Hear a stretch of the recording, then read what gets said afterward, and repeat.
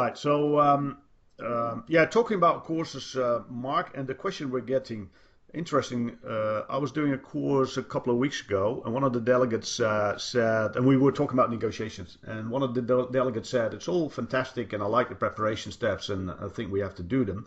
There's one thing, though, which I always find difficult, and is that type of buyer.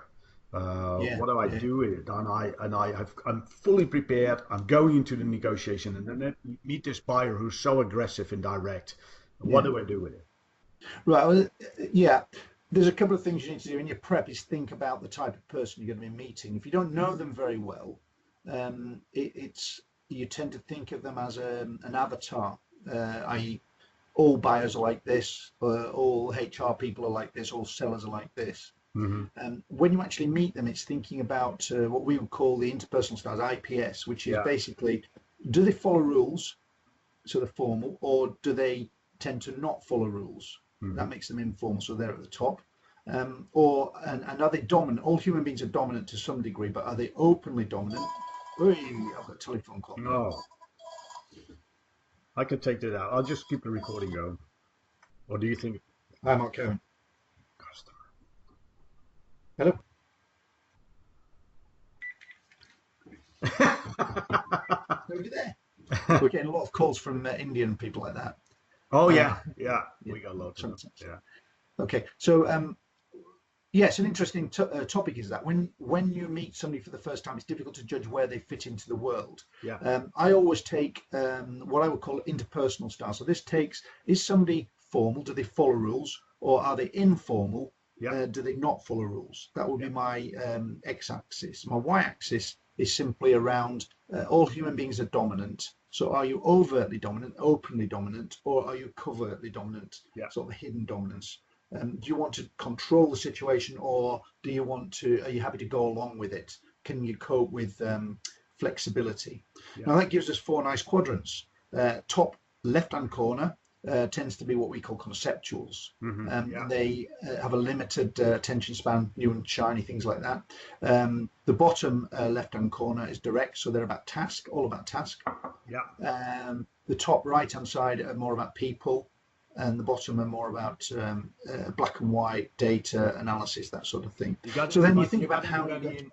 You got anybody in mind who would be exemplary to those different Oh, I styles? mean, from my perspective, I would think of someone like Richard Branson would be typically a conceptual, lots of ideas, Yeah. not necessarily a lot of follow through, quick moving, loses interest fairly quickly. I don't know the guy, but that's what I would see from the Yeah. outside. Okay, Yeah. from a social side, so that's the top, not particularly structured or rule following, more covertly dominant. So laissez-faire sort of person would be someone like Lady Di.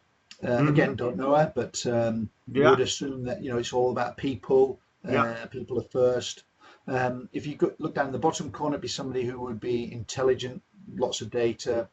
Somebody like Gordon Brown, for a guy, um, sometimes got confused with what was right and wrong versus what people think. Yeah. Uh, in my opinion, again, I don't know him. And on the other side, directs are all about task and about delivery. So it would be any military leader, realistically.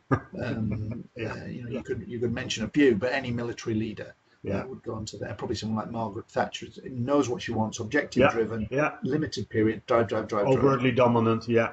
Yeah. Yeah, and I know that they're all sort of, to a degree, British examples, but you could think of them in Holland or Yeah. in the rest of Definitely. Europe. They're similar sorts of things. So Yeah. when you're thinking about your buyer, you've got to think about what is your style, Yeah. and when you can present as you. So if you're a direct, you tend to present about task, time, objective, make quick decisions. Yeah. But that might not suit somebody who wants to consider people. And if you want a best result, you've got to try and play in their field. So understand that they might need a little bit of time to talk about your family, your cats and dogs, what you've been Yeah. watching on Yeah. TV, all your Definitely. social stuff that as a direct you go, why do you want to know that? Yeah. So you've got to try and present in their way. Yeah. If And you're a and and and conceptual, and be go, and be ultimately prepared. For instance, when you meet the analytical type. yeah. So if you're going to see, let's say somebody from finance, you need to Yeah. have all the data. Yeah. It's not enough to say trust me.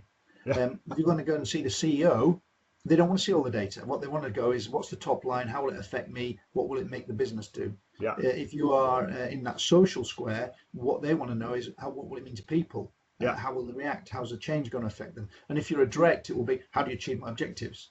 Now, the danger is when you're playing in somebody else's area, you automatically feel stressed. So it's easier for me to go back to my natural style than it is Yeah. to play in your style.